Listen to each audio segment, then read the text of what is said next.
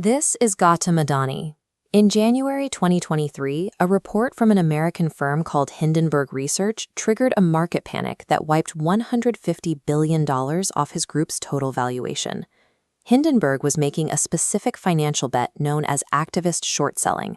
They borrowed Adani shares and sold them at a high price, betting they could buy them back much cheaper after exposing the company's internal secrets and pocket the difference.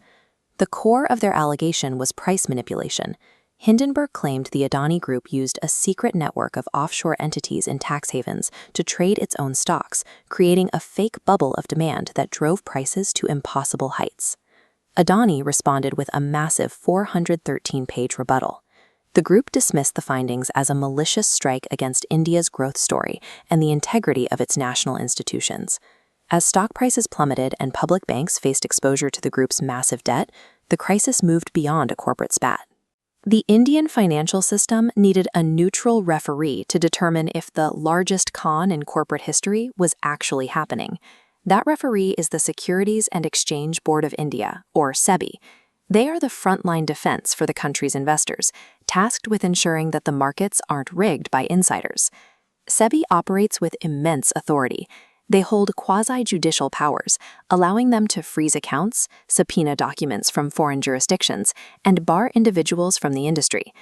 The mandate for action came from the top.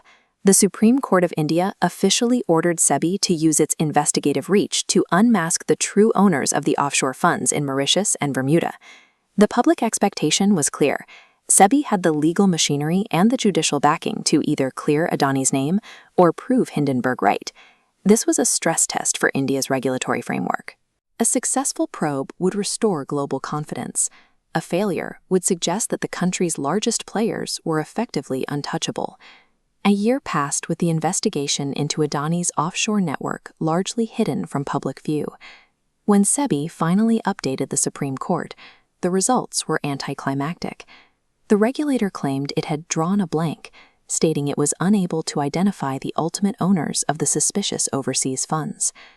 While the offshore trail stalled, SEBI took aggressive action elsewhere.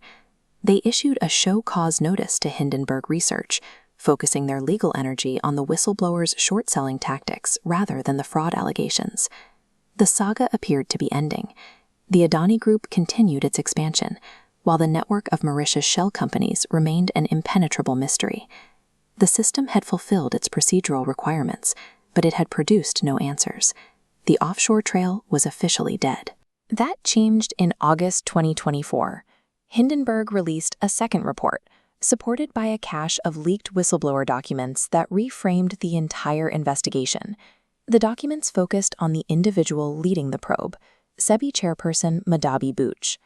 This flowchart tracks the money, revealing Bhuj and her husband held stakes in the exact same Bermuda and Mauritius entities used by Gautam Adani's brother. The investigator and the suspect sat in the same offshore fund, the very accounts SEBI was tasked with unmasking. Whistleblower records show that just weeks before her appointment to SEBI, Bhuj's husband requested to become the sole operator of these accounts, moving the assets out of her name. The evidence suggests the investigation stalled, not because the trail was untraceable, but because following it to the end would have required the chairperson to investigate herself. The whistleblower documents suggest a pattern that goes beyond a single conglomerate.